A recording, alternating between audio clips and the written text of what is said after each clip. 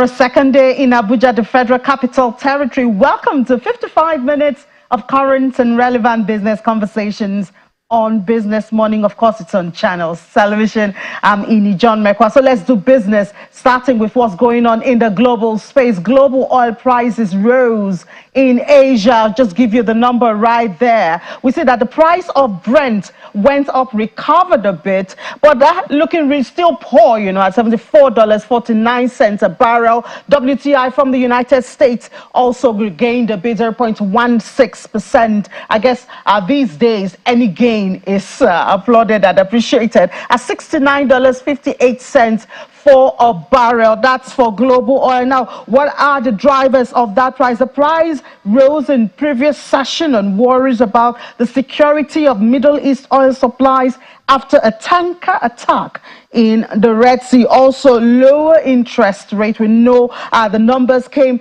well, a little bit better for the United States Consumer Index. And so we saw that also drove price. The reduced consumer borrowings also contributed to that, which can boost economic growth and demand for oil. The news also sent the dollar falling for 3 straight sessions to a 4-month low, which makes oil less expensive for foreign purchasers.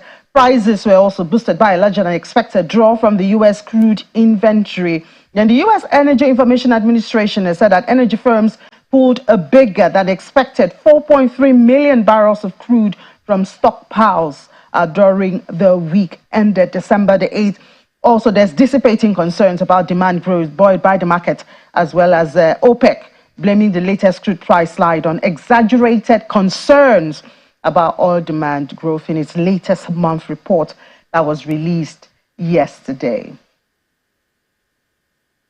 Well, yesterday was a very busy day for the World Bank in Nigeria. They had released that special report, on the Nigerian economy, and we see that they did say a whole lot. One of it is that developing countries paid a record 443.5 billion. That's for public debts, and we know how much Nigeria is spending, more than 90%, about 99%, in fact, to be clear, of its revenue to service debt. So it's not just Nigeria. A lot of developing countries have been caught up in this. But apart from the issue of debt, the World Bank report also showed that the poverty level in Nigeria is higher, even with recent economic and fiscal reforms. And the institution places the number of poor people from 95 million in 2021 to more than 100 million in 2022. The bank, however, has commended the federal government for what it considered bold reforms necessary to rescue Nigeria from fiscal cliff, describing the current pains as temporary. But it says that the policies have created intense pressures on cost of living, which have pushed more Nigerians into poverty. 104 million is the number of poor Nigerians that they have placed. Well, we do hope to get a country representative of the World Bank on the show tomorrow to help us elaborate on that report that they gave yesterday. A kind of mix. So on the one hand, they are happy with the growth rate that they see in Nigeria, but on the other hand, we also have the issue of poverty is still growing. Yeah, the numbers are growing, so you wonder if the reforms are good, shouldn't the numbers be reducing? Perhaps it's too soon to ask for that. Well, still in Nigeria, the aviation sector received a shake-up last night. It came in late in the night. A lot of changes we saw the president making at the leadership of the aviation sector in the country. The president approved changes in aviation and aerospace development sector. You see some of the names like Captain Musa Nuhu has now been replaced by Captain Chris Najuma as the acting DG of NCAA. Kabir Musa replaced by Mrs. Olubumi Kuku as MD of FAN. Tayyip Odunowo replaced by Umar Farouk. Atnama Akinola Olateru replaced by Alex Bade Jr. at NSIBDG. And then you have Mansur Matazu replaced by Professor Charles Anosike NMA DG, and Joseph Shaka Imaligwe, replaced by Alkali Captain Alkali Modibo as NCAT. Now, that it didn't just happen. We also heard from the presidency, this was shared by Mr. Ajirin Galali, that Director of Nigerian College of Aviation Technology, of course, has also been replaced, and that the president has approved the commencement of a diligent process to be conducted by the Minister of Aviation and Aerospace Development to recruit substantive vice chancellor and other principal officers of the African Aviation.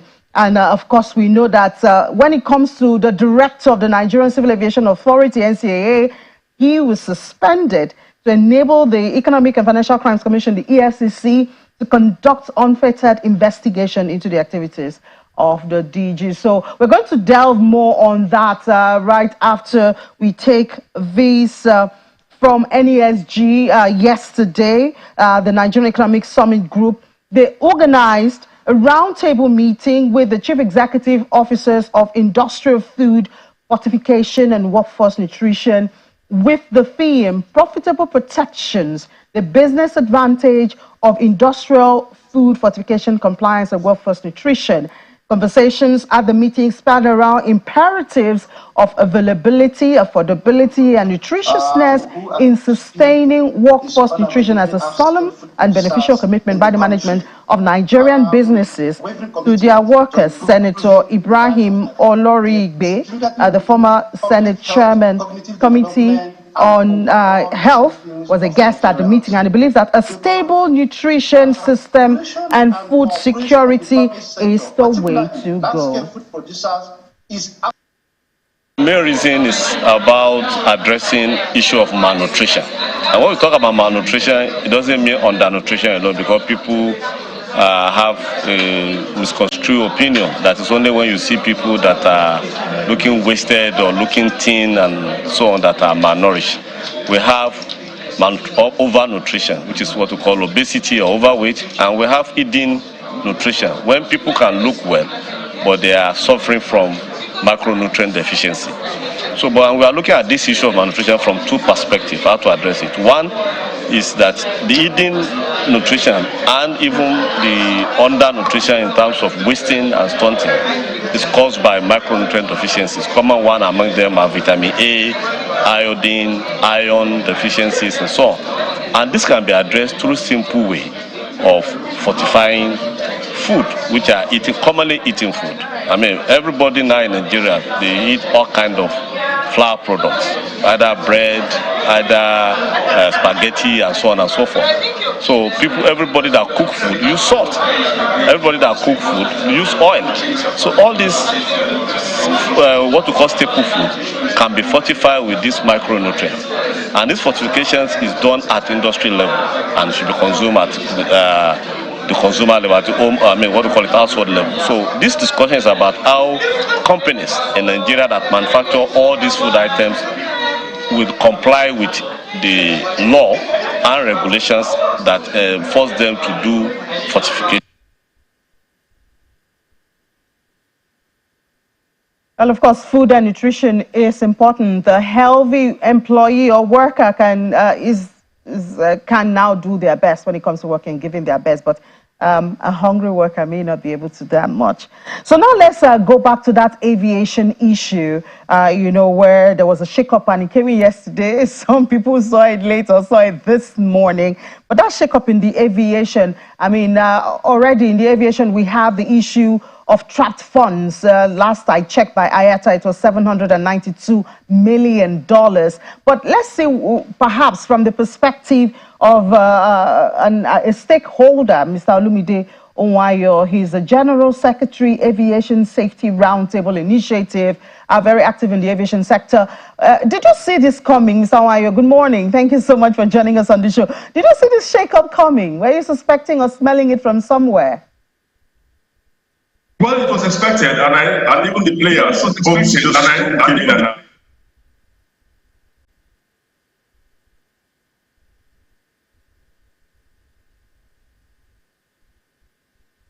knew that definitely when the another comes, also want to have his team in place. And we're expecting that when they went for the Wari convention, we thought there would be a declaration, which the minister promised after that meeting with the head of agencies and other top directors in the agencies. But we didn't hear anything, and it was just a matter of time, and it happened yesterday. But finally, I think it's good it has happened because those who were waiting for it and were not concentrating enough because they had to keep doing things to in the interim or trying to just ensure they be on the safe ground. Why the lobbyings were going on for those who wanted to know for others. But I think it's by and large, the decision has been taken. There's a need for the industry to move on.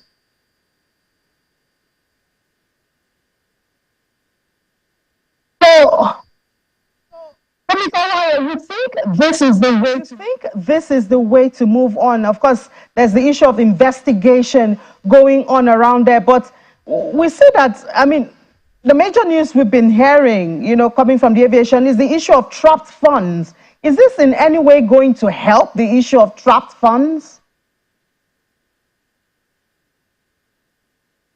Had to do with the central bank, and I think the central bank and the Ministry of Finance would need to help us. All we can only do in the industry is to continue to plead and ask the government and the central bank to please expedite the action of repatriating those funds for those airlines, because it's affecting fares, and as it's affecting fares, it's also affecting investments, and it's also increasing our cost of getting equipment for the industry, leases, and other agreements that involve the international community. Because the tax funds are not giving us good name, and the bad image has also given cost us a lot with our image and the cost of doing business with our international partners. So the president has said that the reason he's taking this step as the shake-up in the leadership in the sector is determination to bring world-class standards to Nigerian civil aviation and consumer protection, promotion of the well-being of Nigerian passengers, and all of that. As a player in the industry, what do you see this bringing, this change in leadership? What are your expectations? Well, leave the semantics. Every government always have a reason for a change, and the reason is always in the sector and to take it beyond what they meant. And I just hope that will be achieved. The players that were removed, top professionals, some of them were really good. But then that's where life is. Some as you move on, some other people come in. So I think the challenge now for those who are coming in now is to see how they can go past what was done by their predecessors and see how they can improve the industry for us.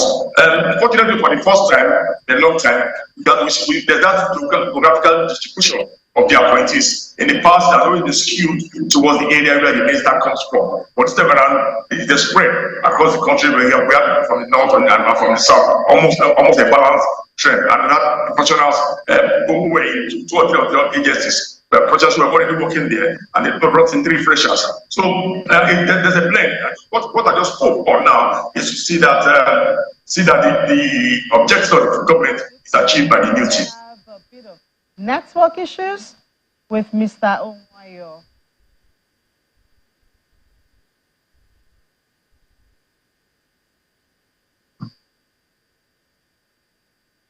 Hello.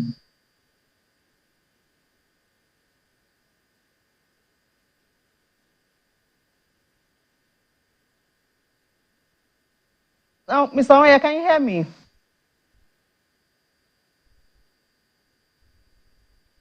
Can you hear me? Okay, I think we have a bit of a network. Yeah, I can hear you now. Can you hear me? Can you hear me? Okay, all right. I think we're having some network issues with Mr. Onwayo right there. I was telling us his expectation following the shakeup in the aviation sector that we saw yesterday coming in from the presidency, where the managing director of the Federal Airports Authority of Nigeria, Mr. Kabiru Yusuf Muhammad, has been removed from office and replaced with Mrs. Olubunmi Oluwaseun Kuku as the substantive Managing Director of the Federal Airports Authority. We also had the Managing Director of the Nigerian Airspace Management Agency, Mr. Taib Adetunji Odunwo, has been removed from office and replaced with Engineer Umar Ahmed Farouk as the substantive Managing Director of the Nigerian Airspace Management Agency. We had the Director General of the Nigerian Safety Investigation Bureau, Engineer Akinola Olatere, has been removed and replaced with Mr. Alex Bade Jr. as the substantive Director General of the Nigerian Safety Investigation Bureau. We had the Director of the Nigerian Meteorological Agency, Professor Mansour Bako Matazao, has been removed and replaced with Professor Charles Anosike as the substantive Director General of that agency. Director of Nigerian College of Aviation Technology, Captain Alkali Mahmoud Modibo, removed and replaced with Mr. Joseph Shaka. And the Acting Rector of the Nigerian College of Aviation Technology, pending the appointment of a substantive one. Also, of course, I will not leave out Director General of the Nigerian Civil Aviation Authority, Captain Musa Shuaib Nuhu, has been suspended. The Naval Economic and Financial Crimes Commission to conduct an unfettered investigation into the activities of the suspended.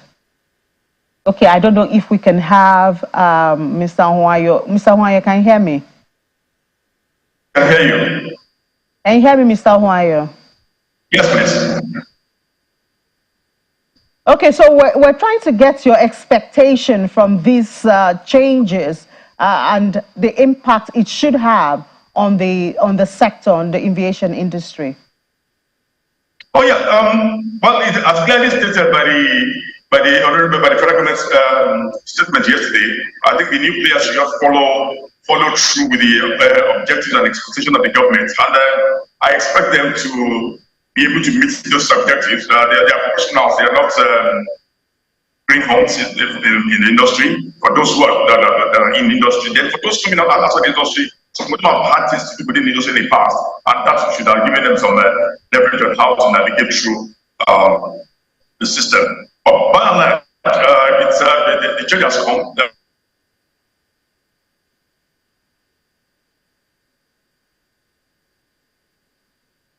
We just see how,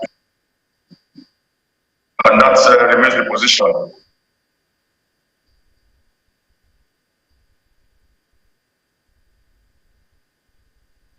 All right, so let's take a break now, Mr. Wayo. Thank you so much. Apparently, the network where you are is not very stable, but I mean, we're able to get a part of your thoughts and your perspective on this. Thank you so much, Mr. Olumide Wayo, the General Secretary, Aviation Safety Roundtable Initiative.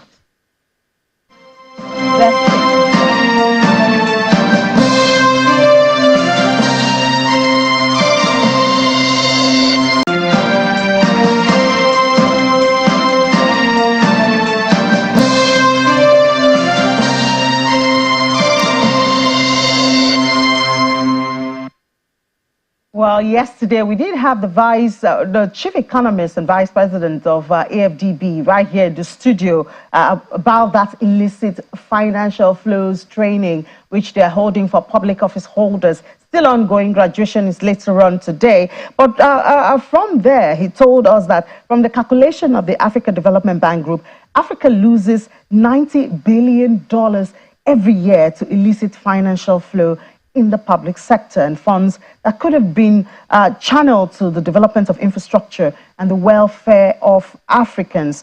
Curbing these leakages through public sector office holders is initiative of the AFDB's Public Finance Management Academy. And the bank is holding an 18-month hybrid course for 52 government officials from 26 African countries. One of the facilitators at that event, there is the Executive Secretary and Chief Executive Officer of the Nigeria Extractive Industries Transparency Initiative, Dr. Oji Bunaya Oji. He believes that the training will revive values and the consciousness in participants. Things like self-discipline, self-contentment, espousing the values for which we Afro-Africans are known. Those values are there, but we don't have to jettison them. It's because we have overlooked them, because we have jettisoned them. That's why we are where we are. The big elephant in the room is as a result of our failure to understand and abide by ethical conduct. So when you go to societies where sanctions and intensities have put deterrence on what people can do, you enjoy those societies. The roads are working, values are promoting hard work. But why would you continue with a society where you see people with wealth without work and you worship them? I'm immensely impressed with the intervention of the African Development Bank Group, because gathering all key anti-corruption agencies and institutions and champions across Africa, there is hardly any country that is not represented here, and holding it in Nigeria is very instructive. And I'm happy that the experiences we have shared in the room, whether it's in Nigeria, whether it's in Comoros, whether it's in Seychelles, whether it's in Ghana, whether it's in Cote d'Ivoire, are almost the same. Everyone is acknowledging the fact that corruption is a big elephant in the room in African continent that requires collective action, collaboration, sharing of information and data to deal with. Yeah, so that training is ongoing, and we would bring you the graduation ceremony later on today or tomorrow. Now, let's head to the commodities space now and see what's happening there. Dumebi joins from the Lagos studio. Dumebi, for a change, you're in Lagos, and I'm not there. This is the first time. Yeah, it's an interesting dynamics, I must say.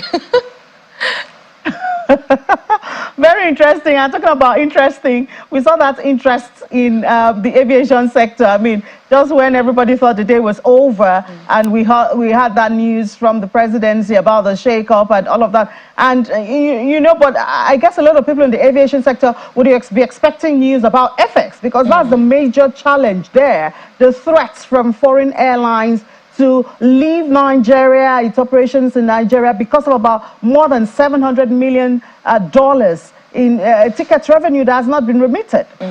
Yeah, you're very right about that. So the issues the aviation industry is currently facing, the primary one is the issue of FX, and we still expect this trend to continue. And remember that apart from even the general FX issues that they have, and for foreign airlines it's in terms of FX repatriation, but for domestic airlines we're looking at the issue of higher operating expenses still stemming from foreign exchange issues, both in terms of liquidity and volatility. So for instance, aviation fuel contributes it takes about 40% of airline operating costs, and the consistent increase in the price of aviation fuel will consistently fuel higher operating costs for airlines. And remember that airlines make revenue from two key sources. So that's from passenger traffic and cargoes. So the slower or the reduced or the decrease in passenger traffic will continue to affect their businesses, and the costs that they incur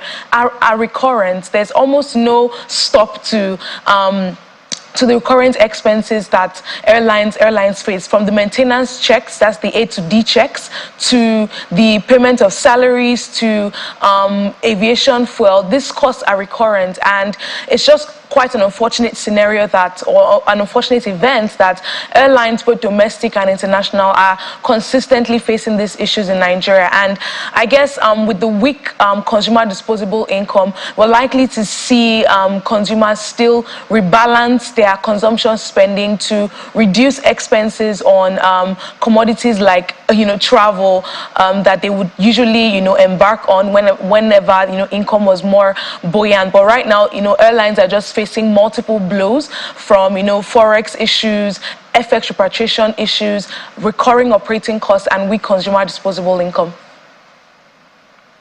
Yeah, and talking about FX issues, they're the owners of the dollars that we use mostly in Nigeria and the United States. They're talking about cutting rates after that drop in inflation to 3.1%. How is that going to, do you see it affecting or changing the scenario?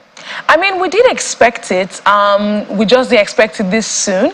But since, U.S. inflation started reducing and decreasing at a much faster rate, that's between September and November, we've seen inflation in the U.S. significantly decline. We've also seen retail spending pick up, and we did expect the U.S. Fed to begin, quantitative easing, but albeit at a slower pace. So with the U.S. Fed hinting at a possible rate cut, earlier in 2024, the markets are beginning to react, to that news. And one of the things that we're likely to see is, number one, the U.S. dollar would likely reduce in its strength, and this is simply because higher interest rates strengthen the value of the U.S. dollar. And we've seen this affect emerging markets and developing economies simply because most global commodities are priced in the US dollar, and the stronger the US dollar, the more import costs that these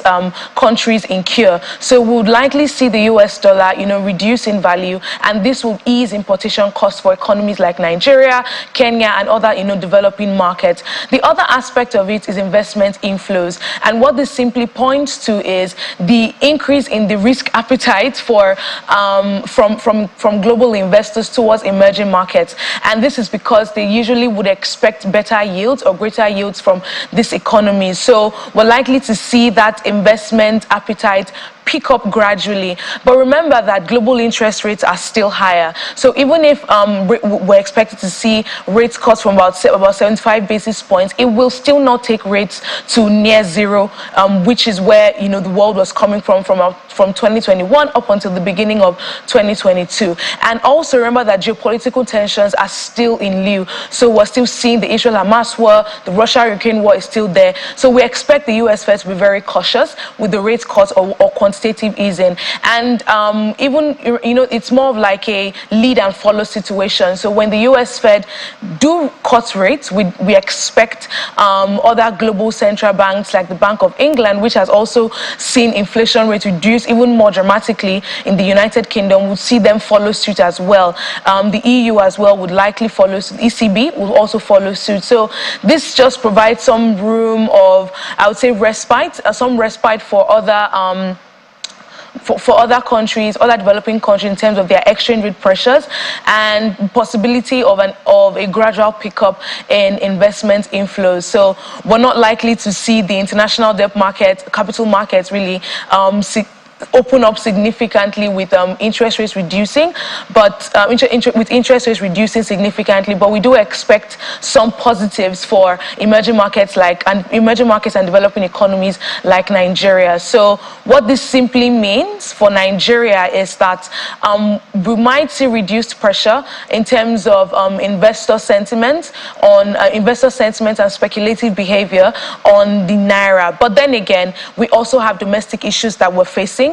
And until these issues are, sorted in terms of the lump sum forex inflows that we need to clear the FX backlog and also stabilize the currency, we will continually see, we'll still continue to see pressures on the currency. But there are also good things happening with the CBN in terms of the gradual return to monetary policy orthodoxy, and we expect that to coincide with this expected rate cuts from the US Fed, and just somewhat provide some level of stability in terms of the exchange rate.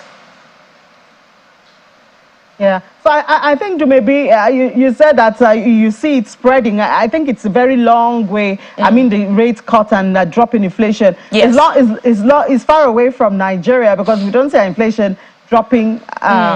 Well, maybe first quarter of next year, hopefully, and then we begin the rate cut. But it seems like it's still far away for us in Nigeria. Yes, you're very right about that. So Nigeria is still definitely going to play catch up in terms of rate hikes, and this is because inflationary pressures will still persist. Remember, I'm saying that we might see this spillover, but it will be very sluggish in terms of the trickle-down effect towards the Nigerian economy, simply because the structural deficiencies feeding into the exchange rate pressure pressures that we face today are still very potent, and they will still be potent up until, Q1 2024. And this is because we haven't yet heard from the CBN in terms of its monetary policy direction, and until that, we expect the pressures on the naira to remain. But what I'm saying is, in terms of the trickle-down effect from the global economy to Nigerian economy, it will happen, but it will be very slow. Now, in terms of inflationary pressures, we've already established that as of today, exchange rate pressures are still the very dominant factor feeding into inflationary pressures in Nigeria, alongside all the other issues with the agricultural sector. So we still expect inflationary pressures to persist. And again, we expect the CBN or the CBN/MPC to be to still remain hawkish, right? In terms of rate hikes, just because we haven't done anything in terms of interest rates up until the end of the year, and we expect that rate cut to just CBN sticking to monetary policy orthodoxy to actually take full effect and begin to somewhat aid inflationary pressures. But up until Q1 2024 and even about Q2 2024, we will still see inflationary pressures remain very, very high. And I think this spreads to domestic commodities too, yes. Unfortunately. Yes. But then again, there are other factors feeding into domestic prices apart from the imported inflation and the exchange rate pass-through effect to commodity prices. So a very big thing is seasonality. So, for instance, right now we're seeing commodities. I think I also mentioned this on Tuesday, but we're seeing some commodities like tomatoes and pepper, reducing their price just simply because this is the peak of the harvest season for those commodities. So, but then other commodities like rice, we're seeing their prices still trend upwards because local supply is still very low, and we're also seeing the heightened pressures from the exchange rate pass-through effect to such commodities. So we expect these dynamics in terms of seasonality, the exchange rate pass-through effect, higher logistics costs due to higher petrol prices and also diesel prices to continue to feed into commodity prices. All right, Dumebi, thank you so much for that. At least a little bit of good news you gave us this morning. Yeah. I'm sure maybe some women will rush to the market and try to stock the house with tomatoes and those perishables just before the price goes up. But it's an unfortunate thing, that we are still dealing with seasonal markets. We cannot preserve our crops beyond the seasons. But thank you so much, Dumebi Oluwole, senior analyst with Financial Derivatives Company. Thank you so much. All right, now let's go to the market. Now, equities market did so well yesterday, hit 72,000. I know Anete should be over the moon right now. I don't know if he has some money in there, but obviously reporting good news, Anete, is a happy thing. I like to report good news. Yes. Good morning, Ini, and nice to see you. Know that you are in Abuja there, and I'm still in Lagos, commercial capital. Yes, like you rightly said, this is a market that I really love, and not just that I love. Around the world, the stock market is the most popular market. You call it the barometer of the economy, and in particular, Nigeria's stock market, which, of course, if you remember this time last year when we were preparing for the election, we were saying that this market is going to go down. I even said, maybe some people, economists also said, well, this market is going to retreat. But it started the year at 51,000. But guess what? At about 72,000, the highest point ever. Which means that, the value of all the equities there, they rallied. So I'll be giving you more of that details right as we speak now. So at the close of midweek trading session, we saw the market 0.55% up in terms of the performance, the benchmark performance indicator, what you call the all-share index here. Remember yesterday I said this market will continue this trajectory, and then of course it did continue at about 72,299.79. That's way blowing past the 72,000 points level, first time ever. Before we were saying the 61,000, the 15-year 60,000 level, which it achieved sometime in May, and then we crossed the 70,000 sometime in November. But this is how it turned out at the close of midweek trading session, with about 215 billion added. And guess what? Take a look at the sectoral performance. This is how the market turned out.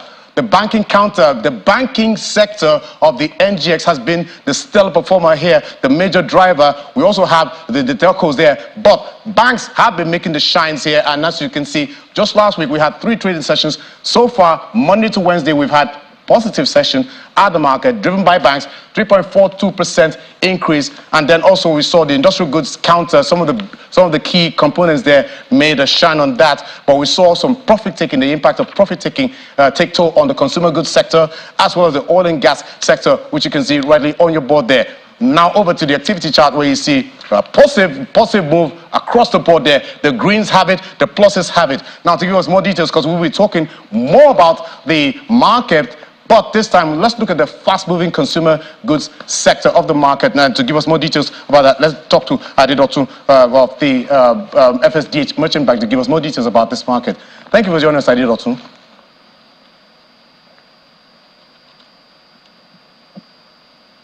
Hello, can you hear me? Please, Adedotun, kindly unmute your microphone. Yeah, can you hear me now? Oh, yes, splendid. I can hear you now. Okay. Yeah. Good morning. Thank you very much, Aniti. Okay. Yeah. Okay, so I know I left you the last time when we had that connectivity problem, but we were talking about the fast-moving consumer goods sector of the market, where we had, the exit of many listed companies as well as the unlisted companies. But recently, as of yesterday, we have it that the Minister of Trade and Industry and Investment, Doris Uzoka Anite, she said that the government is already in talks with multinational companies, including those that have left the country, in order to find solutions to their challenges. Now, how is this having? What impact is this having for the market as we speak? Yeah. In terms of impact on the market, maybe we start first with the narratives on the issues on the food consumer goods companies have been facing.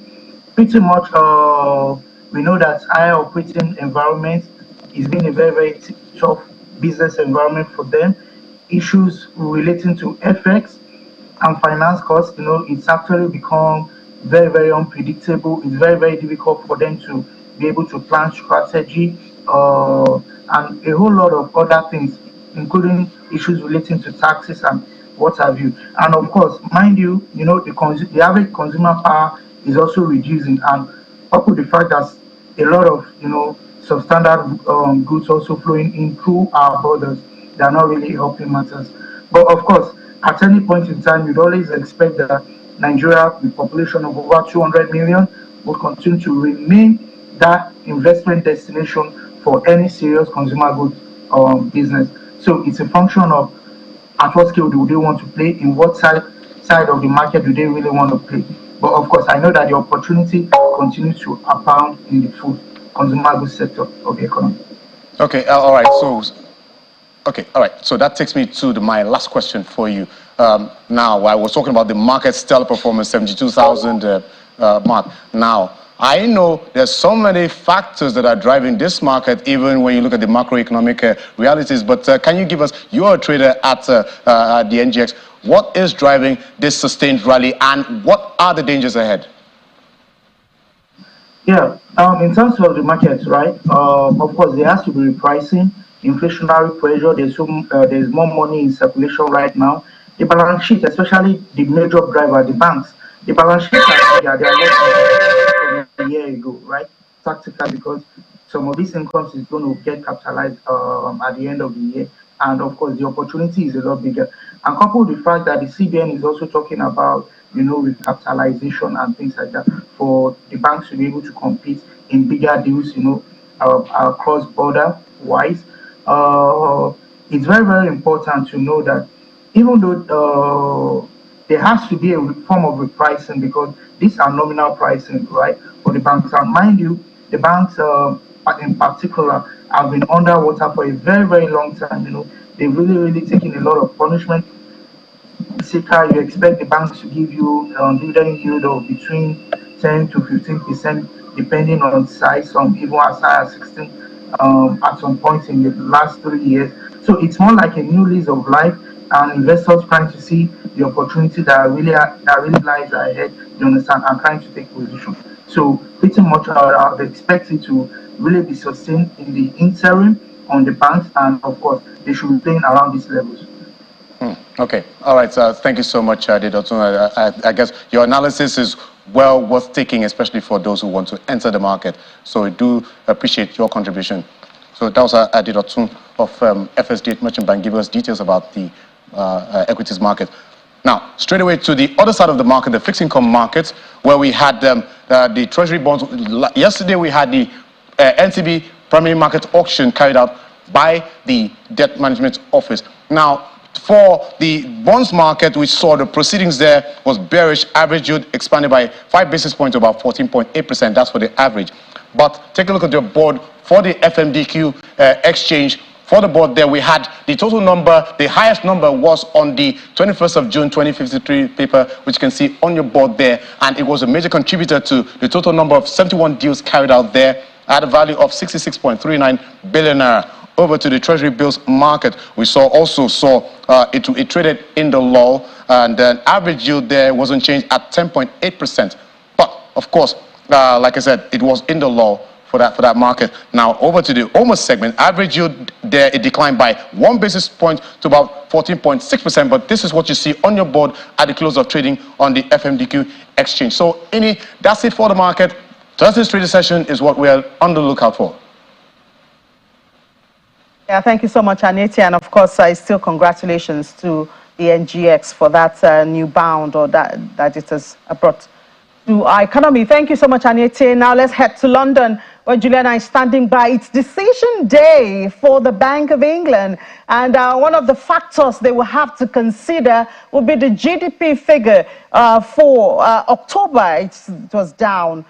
Led by services. Services shrank 0.2%, and so the GDP was down 0.3% in October. So, Juliana, good morning. How much of an influence, well, major influence, obviously, but what direction do we see the Bank of England taking after considering these factors?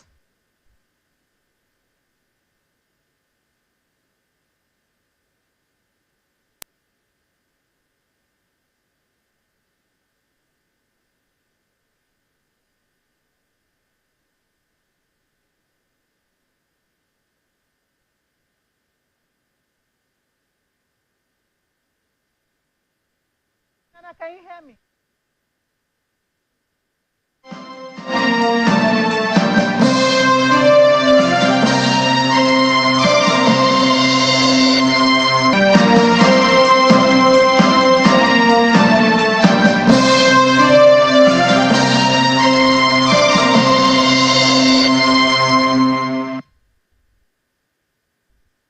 Well, hopefully we'll be able to get Juliana before we are done with the show. If not, we can always talk to her at Business Incorporated. Let's head to the crypto market now. While the NGX is booming, it seems it's the flip side for cryptocurrency. I believe I see cryptocurrency, Bitcoin had gone down to about 42,000. But Ladi's master at this game. So Ladi, over to you.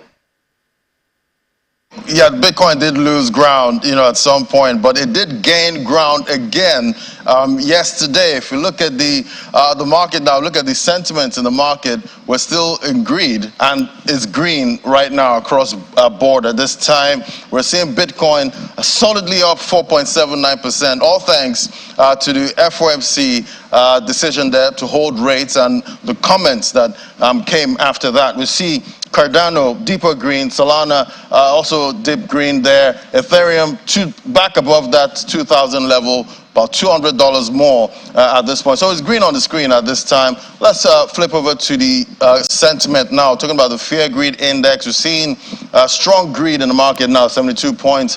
Some other indicators have shown we did touch extreme greed at some point, but definitely there's always a pullback, when we see a very bullish market like this. Let's look at the top cryptocurrencies we track now. We see Bitcoin there this morning, $43,026, 4.79% up. We see Ethereum not left out on the party there, $2,200. We see Cardano, big 17% jump there, 0.86%, 65 cents. Remember a month before, this was struggling around the 30 cent level, but we're seeing bullish moves there. XRP still holding this 60 cent range, and we see BNB trying to also join the party at this time, 1.48%, $250. We know the regulatory issues still have with BNB at this time. Let's flip forward now and see who's leading the counter. Bonk there, one of the meme coins on Solana's blockchain. 52.71% gain in 24 hours. Massive. We're seeing a lot of buy pressure there with the meme coins at this time. Let's bring in Gilbert Jopata now, financial market analyst. Hello, Gilbert. Good morning. Yeah, good morning, Mr. Laddie. Great to be here. Fantastic. Great to have you. Well, we did see some outcomes there from the FOMC meeting yesterday. The committee voted unanimously to keep the benchmark overnight borrowing rate in a targeted range between 5.25% and 5.5%. Committee members penciled in at least 3 rate cuts in 2024. Quite incredible. Officials have also stressed their willingness to hike rates again if inflation flares up. Gilbert, how do you see the outcome yesterday? Okay, those who had followed our conversation about inflation and interest rates, I think wouldn't have been surprised with the outcome of yesterday's unanimous decision by the Federal Open Markets Committee. And also let us know that we are no longer in a recession. You know, I know that could be debated or not, but overall, in summary of the outcome of yesterday's meeting is that, well, sounded quite dovish. And you know what this means for risk-on asset. This is good for risk-on asset, the stock market and crypto as well in particular. But what was more interesting for me was not necessarily the outcome of the meeting. It was actually the market reaction to yesterday's outcome of the meeting. You know, the Dow Jones started having a rally while the meeting was taking place because what Powell was saying was quite dovish, and it hit an all-time high. Nasdaq and the S&P also began an upward trend. BTC started its retracement from a downward movement and began an upward trend, which actually closed above its resistance. And this is actually a bullish divergence, which means that the bears have lost power. And this is actually the beginning of a macro bull market, more like a beginning of a new macro trend. I'm not saying that the market will not retrace or there may not be a black swan, but this is actually the beginning of a healthy bullish movement for the market. And this is actually principle based, like the outcome of the meeting is not surprising if you understand history, market structure as well, because they can't keep increasing rate at this time because the economy will soon become too hard for the poor and the middle class, and the elections are by the corner. Biden is now about to go into the election with the economy looking bad. Overall, this is quite a good thing because it's a good thing for the cryptocurrency market because we have BTC halving next year. We have the ETF approval on the standby. The Fed have stopped increasing rate. We had XRP victory in court, a Binance decision. We also have Grayscale decision as well in court. I think we are on for a grand bull market. This will actually be the biggest bull market we have probably seen. The stock market is heavily pumped with the news. And crypto is next. I think the typical runway bull market is just next door. Definitely, we keep tracking to see if this bullish move is really sustainable in this market. Thank you so much, Gilbert Jopata, financial market analyst. Thank you. Thanks for having me, Mr. Laddie. Yep. So, top losers now. We're seeing quite lean losses there. Aptus, $8.33, 1.95% down. We see Monero, too, on the losers counted as a privacy coin, $168.43, down about 0.65%. So, that's how the market is looking here. It was bearish before, but after the FOMC meeting, the bulls are back. Yeah, the bulls are back. We want to see Bitcoin at 60,000 before the end of December, Laddie. That's your target. That's the Oliver Twist in you, speaking right now. All right, so that's it on the program. Unfortunately, we're not able to get Juliana back on the show, but 1:30, we do hope to have her. I think by then the Bank of England would have made it. Oh, okay, we have Juliana. Juliana, can you hear me? Hello, Juliana, can you hear me? Okay. All right, doesn't seem like we can have her, but We'll have this conversation at 1:30. That's Business Incorporated. We'll talk about, by then I think the Bank of England would have made their decision, so it will be a more robust conversation by 1:30 during Business Incorporated. And guess what? We're going to have a taste of how Business Incorporated will look like or taste like from Abuja. So I'll be back at 1:30 right here in Abuja studio to bring you updates from the world of business. You don't want to miss it. It's the first time I'll be doing Business Incorporated in Abuja, so I'm even excited. I want to see how it will look like. So 1:30 we'll be back. I'll be back 1:30 with Business Incorporated right here. But remember, you can always watch Business Morning, Business Incorporated on our YouTube channel. That's www.youtube.com/channels web, and then you go to Business Morning or Business Incorporated. See you at 1:30, but don't forget, go out there, make some money. I'm Ini John Mekwa.